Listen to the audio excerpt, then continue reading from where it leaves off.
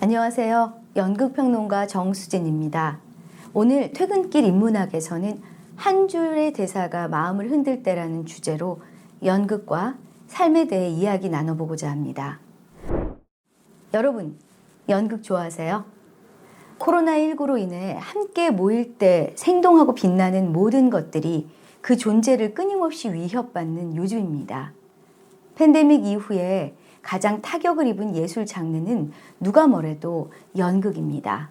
그 이유는 바로 연극이라는 예술이 품고 있는 독특한 특징 때문입니다. 연극은 직접적이고 순간적이고 현재적이며 종합적인 예술입니다. 연극은 순간순간의 직접적인 경험을 동반한 하나의 변화무쌍한 모험이라 할 수 있습니다. 연극 공연이 진행될 때 무대 위의 배우뿐 아니라 관객들에게도 직접적인 참여가 요구되는데요. 즉 연극을 실현하는 배우와 관극하는 관객 모두 하나의 공연을 함께 완성해 나가는 것입니다. 연극이 순간적인 예술이라는 특징은 문학 그리고 시각예술과 구분되는 가장 큰 차이점입니다. 영화, 텔레비전, 비디오 퍼포먼스는 필름이나 전파의 형태로 물리적으로 존재하며 만든 그대로 존재할 수 있지만 연극 공연은 단지 연극을 하는 공간 그리고 연극이 진행되는 그 시간 안에서만 존재하기 때문에 결코 되살릴 수 없습니다. 우리는 연극을 반복해서 공연하거나 거꾸로 공연하거나 어떻게 진행되는지 보기 위해 앞으로 빨리 진행시킬 수는 없습니다. 또한 잠시 연극 공연을 보지 않고 졸다가 나중에 다시 볼 수도 없는 상황이고요. 연극 공연은 자신의 속도대로 진행되는 그 현재적인 시간에서만 존재합니다. 따라서 관객은 그 속도에 반응해야만 합니다. 연극을 본다는 것은 공연 그 자체를 모두 경험하는 것을 뜻합니다. 공연은 연기자라고 하는 물리적인 존재, 의상과 무대 장치의 색상과 형태, 극작가의 말 속에 표현된 사상과 감정을 비롯한 여러 가지의 힘이 한데 어우러진 종합적인 예술인 것입니다. 고대 그리스 비극에서부터 현재 실험극에 이르기까지 연극은 삶의 진실을 밝혀내는 데 온 힘을 기울여 왔습니다. 여러분이 학창시절에 스치듯 만났던 연극 작품들을 한번 떠올려 보세요. 그리고 가만히 생각해 보시기 바랍니다. 작품 속 주인공들이 전해주었던 그 작품에 담긴 인생에 관련된 비밀한 이야기들은 어떤 것이었나요? 소위 고전 명작이라 불리는 소포클레스의 오이디푸스 왕, 셰익스피어의 햄릿, 리어 왕, 맥베스, 오셀로, 그리고 입센과 체오프의 여러 희곡들. 이 명작들은 우리들에게 다음의 진실을 이야기해주고 있습니다. 인간의 운명은 가혹하지만 그래도 삶은 계속된다. 보이지 않는 사랑은 끝내 잡을 수 없고 인생은 고독한 것이다. 내가 누구인지 아는 자만이 삶의 주인공이 될 수 있다. 모든 것을 가졌어도 빈손으로 떠나는 것이 인생이다.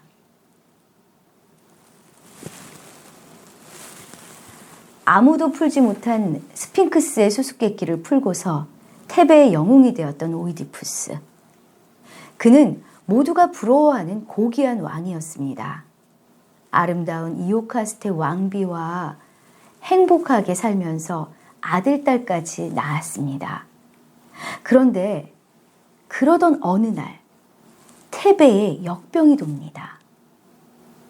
나라의 위기를 해결하기 위해 그 원인을 찾던 오이디푸스는 선왕 라이오스를 죽인 범인을 잡으면 모든 문제가 해결될 것이라는 신탁을 듣고서 범인을 찾기 시작합니다. 이렇게 선왕 살해범을 찾는 추적극이 시작되는 것이죠. 연극이 진행되면서 과거의 비밀들이 하나둘 밝혀지고 결국 오이디푸스는 선왕 라이오스의 살해범이 바로 자신이라는 사실을 알게 됩니다. 오이디푸스보다 한 발 앞서 진실을 깨닫게 된 어머니이자 아내 이오카스테. 그녀는 호련히 무대 바깥으로 나가서 조용히 목을 맵니다. 오이디푸스는 이오카스테의 브로치를 들고 자신의 두 눈을 찔러 스스로를 벌합니다. 이렇게 모든 것을 다 가진 자였던 오이디푸스 왕은 씻을 수 없는 패륜의 주인공이 되어 쓸쓸하게 테베를 떠납니다. 그의 마지막 모습을 보면서 코러스들은 관객의 마음을 대신하여 이렇게 외칩니다. 오 조국 테바이여, 시민들이여 보라. 이분이 오이디푸스다. 그는 유명한 수수께끼를 풀고 권세가 당당했으니 그의 행운을 어느 시민이 선망의 눈으로 보지 않았던가. 보라, 그가 얼마나 무서운 고뇌의 풍파에 휩싸여 있는지를. 그러니 우리의 눈이 그 마지막 날을 보고자 기다리고 있는 동안에는 죽어야 하는 인간일랑 어느 누구도 행복하다고 기리지 말라. 삶의 종말을 지나 고통에서 해방될 때까지는 Nothing will come of nothing. 무에서 생기는 건 무뿐이다. 셰익스피어 리어 왕에서 가장 중요한 단어 중에 하나는 nothing입니다. 늙은 리어 왕은 유산을 물려주기 전에 세 딸에게 자신을 얼만큼 사랑하느냐고 묻습니다. 장녀 고너릴과 둘째 리거는 온갖 미사여구를 동원하여 각각 유산의 3분의 1을 무사히 받습니다. 그러나 리어가 가장 사랑하는 막내 코딜리어는 보이지 않는 사랑은 표현할 수 있는 것은 아무것도 없다며 nothing이라고 말합니다. 이에 리어는 Nothing will come of nothing 이라고 무에서 생기는 건 무뿐이다 라며 분노하며 코딜리어의 몫으로 예정된 유산을 언니들에게 각각 나눠주고 코딜리어에게는 한 푼도 주지 않습니다. 코딜리어의 nothing이라는 정직한 대사가 이 작품의 비극의 출발점이 된 것입니다. 햄릿의 오피리어 역시 미친 척하는 햄릿의 태도로 인해 그의 진심을 오해하고 결국 정신적 충격을 받고 미쳐버립니다. 서로 사랑했던 로미오와 줄리엣 역시 운명의 장난으로 서로의 생과 사를 오해하여 비극적 결말을 맞습니다. 오셀로는 또한 어떠한가요? 사악한 이아고의 계략에 휘말려 열등감과 오해로 말미암아 그토록 사랑하는 데스데모나를 스스로 목 졸라 죽여버립니다. 보이지 않는 사랑을 확인하려고 했던 미련한 인생들의 결말은 비극이었습니다. 우리가 기억하는 연극의 주인공들은 모두 자신이 누구인지 끊임없이 묻고 또 물었던 사람들입니다. 끔찍한 운명을 타고난 것을 알고 어떻게든 그 운명을 극복하려고 애썼던 오이디푸스. 자신의 전 존재를 걸고 아버지의 죽음의 진실을 밝히려 고민했던 햄릿. 자신의 어리석음을 깨달은 뒤 뜨거운 후회를 토해냈던 리어 왕과 오셀로. 그리고 자신을 둘러싼 모든 삶의 조건이 거짓임을 깨닫고 난 뒤 과감히 문을 박차고 집 밖으로 나온 여인 입센의 인형의 집 노라까지. 이들은 모두 자신을 알기 위해 기꺼이 노력했던 인물들이었습니다. 셰익스피어 리어 왕 1막 4장의 대사 내가 누구인지 말할 수 있는 자는 누구인가는 내가 누구인지 말할 수 있는 자만이 자신의 삶을 비로소 스스로 살아낼 수 있다는 뜻으로 읽힙니다. 하지만 삶의 끝에는 죽음이 있습니다. 애쓰고 노력해도 어차피 우리의 인생이란 먼지 한 줌도 되지 않은 그런 것일지도 모르겠습니다.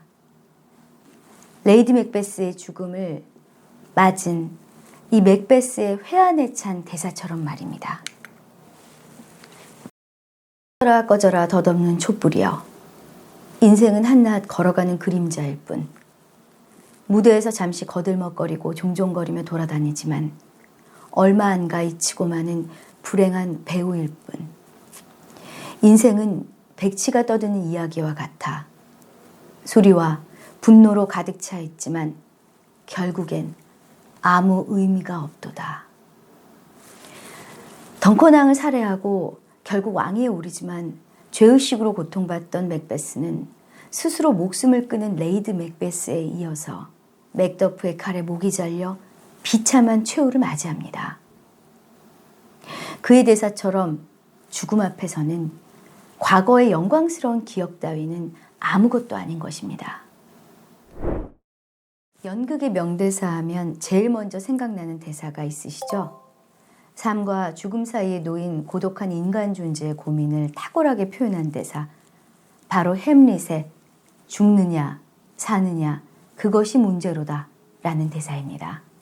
죽느냐 사느냐 그것이 문제로다. 어느 쪽이 더 사나이다울까? 가혹한 운명의 화살을 받아도 참고 견딜 것인가? 아니면 밀려드는 재앙을 힘으로 막아 싸워 없앨 것인가?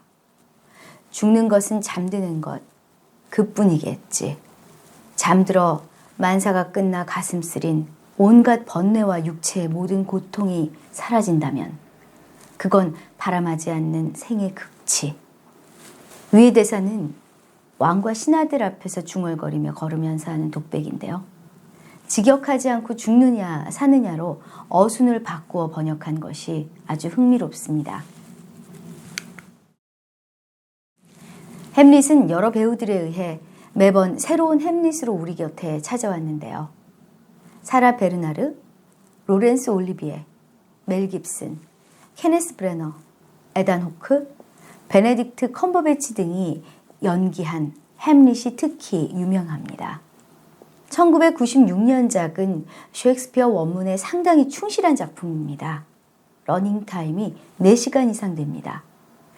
시대적 배경을 19세기로 바꾼 작품으로서 햄릿 역의 케네스 브래너가 거울에 비친 자기 자신의 모습을 보면서 이 독백을 연기하는 장면이 유명합니다. 마이클 알메레이다 감독의 2000년작 햄릿은 에단 호크가 주연입니다. 현대 뉴욕을 배경으로 덴마크계 기업의 재벌 2세 햄릿을 재탄생시켰습니다. 햄릿은 극중에서 영화 학도이며 극중극은 햄릿이 만든 동영상입니다. 칼은 권총으로, 국가 간의 분쟁은 기업의 암투로, 오피리어의 꽃은 사진으로 현대화됩니다. 뉴요커 햄릿은 비디오 가게 안을 휘청거리면서 to be or not to be를 읊조립니다. 여러분께서도 많이 좋아하시는 베네딕트 컴버배치가 주연한 2015년 햄릿은 영국 국립극단의 화제작입니다. 초연 당시에 런던 연극 역사상 가장 빠른 매진을 기록하기도 했는데요. NT 라이브 등을 통해서 현재까지 전 세계 75만 명의 관객이 관람한 수작입니다. 무대와 의상, 소품은 현대적으로 재구성했지만 내러티브의 전개는 원작을 충실히 따르고 있어서 지극히 고전적이면서도 현대적이다 라는 호평을 받았습니다. 연극의 주제이자 소재로 가장 자주 등장하는 것은 청춘과 사랑입니다. 러라벨이라는 말 들어본 적 있으시죠? Work and Life Balance를 의미하는 워라벨처럼 러라벨은 Love and Life Balance의 줄임말입니다. 이 말에는 설렘은 느끼고 싶지만 연애로 얽매이는 것은 버거워하는 요즘 청춘들의 진심이 가득 담겨져 있습니다. 내 삶의 균형을 위해 연애 따위는 쿨하게 접어들 수 있는 지금의 청춘들처럼 100년 전 조선의 청춘들 역시 연애를 할 만큼 한가하지는 않다고 서로를 다그치고 있습니다. 우리들은 무엇이 행복스럽다고 연애를 하고 있겠니? 1927년 발표된 김영팔의 희곡 부음 속 청춘들은 연애하고 있을 만한 그러한 한가한 삶을 허락받지 못했습니다. 봉건타파와 계급투쟁, 그리고 자주 독립 등의 거대한 사회적 사명들이 매일의 삶보다 더욱더 중요한 그런 시대였기 때문입니다. 사모하는 감정을 품는 것마저도 사치로 여겼던 이들에게 무엇이 행복스럽다고 연애를 하고 있겠니? 라는 자조 섞인 푸념은 어찌 보면 냉철한 현실 인식이었습니다.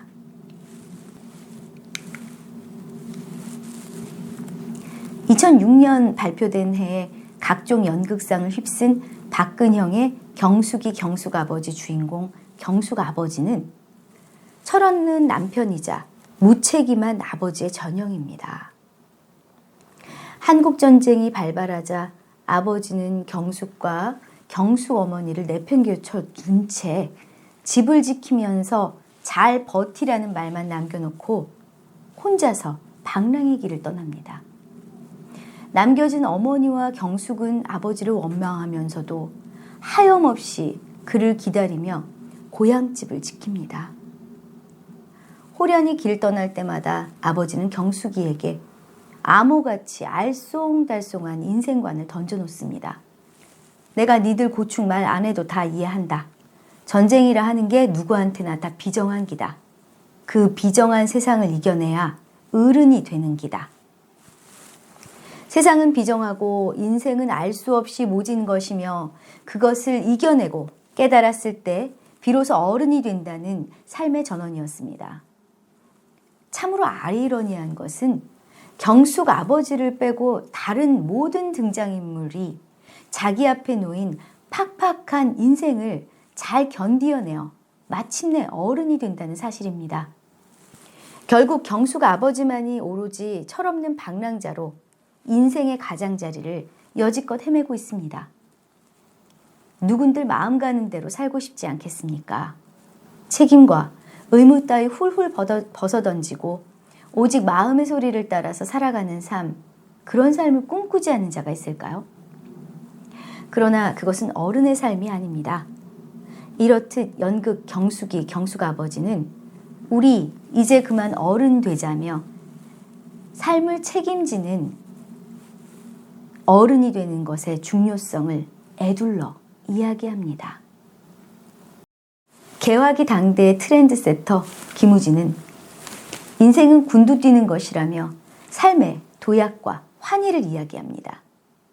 그의 유명한 희곡 난파의 주인공 시인은 군두 뛰는 삶을 갈망하지만 결국 어미의 품속 같은 바다로 행복한 난파를 결행하는 것으로 생을 마감합니다. 군두는 그네의 옛말입니다. 그네 타다 대신 뛰다라는 동사의 명사형을 이어붙인 군두를 뛴다. 이 말에는 닿을 수 있는 곳까지 최대한 날아오르고 뜀박질하듯 뛰듯 담금질하는 활력이 가득합니다. 한계를 박차고 하늘로 출렁이는 그네처럼 방황과 좌절로 얼룩진 인생에도 비상할 수 있는 순간이 언젠가는 찾아오리라는 그런 희망도 담겨 있습니다. 100년 전 유행 선도자 김우진은 인생은 군두 뛰는 것이라는 삶의 전언을 남기면서 역병으로 멈춰버린 세상, 발굴을 힘조차 없는 현재의 우리들에게 군두 뛰는 삶을 꿈꾸게 합니다. 여러분 모두 온몸을 시원하게 훑어주는 바람을 정면으로 마주하며 출렁이는 그네의 몸을 맡기고 높이, 더 높이 날아오르는 순간을 만날 수 있기를 바랍니다. 거리두기와 멈춤의 가치가 삶을 통제해버린 요즘, 직접적이고 순간적이며 현재적인 예술인 연극은 어떠한 모습으로 존재할 수 있을까요? 누군가의 말처럼 연극은 온라인 영상의 홍수 속에서 사라져버릴까요? 대면 공연이 가능하지 않다면 대체 관객들은 연극 공연을 어떻게 볼 수 있을까요? 여기 최근에 공연된 3편의 우리 연극이 그 답이 될 수 있을 것 같습니다. 국립극단 온라인 극장 햄릿, 국립극단 알려지지 않는 예술가의 눈물과 자이툰 파스타, 국립극단 코오피와 최면약, 이 세 편입니다. 국립극단 70주년 기념작으로 명동예술극장에서 공연될 예정이었던 햄릿은 코로나19로 대면 공연이 전면 취소되자 온라인 극장이라는 이름으로 공연되었습니다. 여성 햄릿을 주인공으로 내세웠습니다. 오피리아는 남성이었고요. 왕위 계승자이자 칼싸움에 능한 해군 장교 출신으로 햄릿을 그려냈습니다. 성별 고정관념을 깨는 젠더프리 캐스팅이 시도된 것입니다. 원작에 등장하는 기독교적인 세계관, 고대 서양 원전의 어떤 출처로 나오는 말들, 그리고 유럽적인 배경의 왕궁에서 쓸 법한 시대적 대사들을 대거 수정하였습니다. 관객 공감을 얻지 못하는 여성 혐오적인 표현들도 드러냈고요. 새로운 햄릿을 만드는 데 전력을 다했습니다. 여배우 이봉련은 이 작품으로 백상예술대상 연극부문 여자 연기상을 수상하기도 했습니다. 팬데믹 여파로 극장이 문을 닫은 현실에서 관객들을 간접적으로나마 만나기 위해 온라인 스트리밍 서비스라는 방법을 선택한 것입니다. 실제로 공연되지 않고 스크린으로 투사되는 연극. 순간적이고 직접적이며 현재적인 연극의 특성을 어떠한 방식으로 지켜내었는지 여러분들께서 국립극단 홈페이지를 방문하여서 직접 확인해 보시기 바랍니다. 다소 긴 제목의 연극 알려지지 않는 예술가의 눈물과 자이툰 파스타는 올해 4월 16일부터 5월 10일까지 백성이 장민호 극장에서 공연되었습니다. 박상영의 동명소설을 각색한 작품입니다. 코로나로 인해서 20석이 채 되지 않은 객석을 모두 무대로 올렸습니다. 저는 운 좋게 개막 공연을 관람했는데요. 연극평론 여름호에 리뷰를 썼습니다. 재기발랄하고 참신한 실험적인 시도가 돋보이는 수작이었습니다. 작품의 핵심 이미지는 모래바람입니다. 자이툰 사막을 휩쓸고 지나는 모래바람의 움직임을 본따서 무대를 사선으로 분할하여서 가운데에 연기 공간을 선정하였고요. 양쪽에 회전 의자를 관객 수만큼 배치해서 객석을 이용했습니다. 그리고 상하의 측면과 무대 전면을 기다란 계단처럼 꾸미어서 자이툰의 어떤 사막을 그리고 그 사막으로 내몰린 아슬아슬한 청춘들의 삶을 시각화했습니다.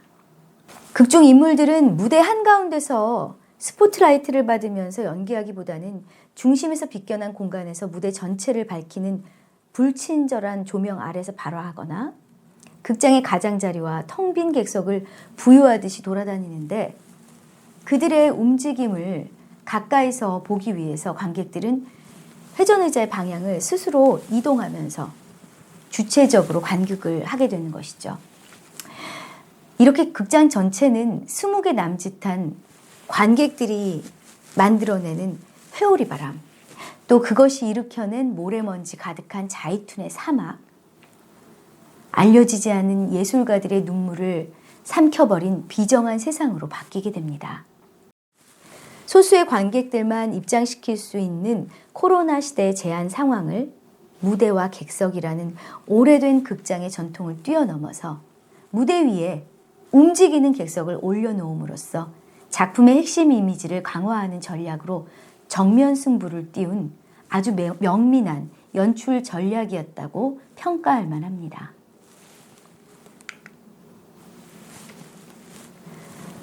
올해 9월 24일부터 10월 3일 단 열흘간 공연되었던 국립극단의 코오피와 최면약은 기존의 연극과는 달리 극장에서 공연이 시작되지 않습니다. 저는 이 공연 또한 개막일에 관람했는데요. 이 공연은 너무나 특이하게도 한 회차 공연에 단 한 명의 관객만을 위한 그런 독특한 공연이었습니다. 공연의 시작 지점은 서울로 7017 안내소입니다. 그곳에서 국립극단 직원의 안내를 받아서 관객의 스마트폰을 공연 음성이 지원되는 콘텐츠에 연결한 뒤에 미리 공지된 준비물이었던 자신의 이어폰으로 나오는 음성을 들으면서 서울로 7017을 걷기 시작하면 공연이 시작됩니다. 이어폰에서 나오는 것은 대부분 작가 이상의 시와 소설에서 발췌한 문장들입니다. 묘하게도 이상의 글을 오디오로 들으면서 서울로를 걷다 보니 경성역 근처를 헤매는 이상과 만나는 것 같은 그런 기분이 들었습니다. 중간에 계단 위로 올라가서 VR 기기 화면을 보기도 하면서 정처 없이 화살표를 따라가다 보면 서계동 국립극단 백성이 장민호 극장에 도착하게 됩니다. 관객은 오로지 나 하나뿐이고 VR 화면에서 둘인 듯 하나인 듯 알 수 없는 여인과 약에 취해 쓰러진 나인 듯 나 아닌 타인을 보게 됩니다. 팬데믹 이후의 연극은 어떠한 모습으로 존재할 것인가 라는 질문에 종래의 극장이 아닌 극장 밖의 세상, 또한 극장으로 만들 수 있고 관객 하나만을 위한 특별한 공연으로 사회적 두기의 제한적인 어떤 상황을 극복할 수 있다는 그런 새로운 비전을 제시한 공연이었습니다.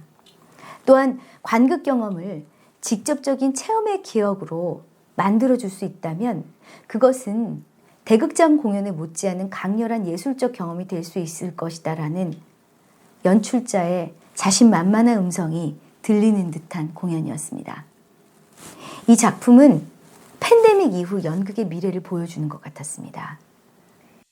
오늘 퇴근길 인문학에서는 한 줄의 대사가 마음을 흔들 때라는 주제로 연극의 대사를 통해 발견한 삶의 진실과 팬데믹 이후 연극의 미래를 이야기하는 공연들을 다각도로 살펴보았습니다.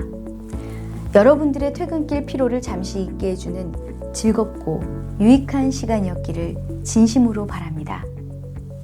지금까지 연극평론가 정수진이었습니다. 감사합니다.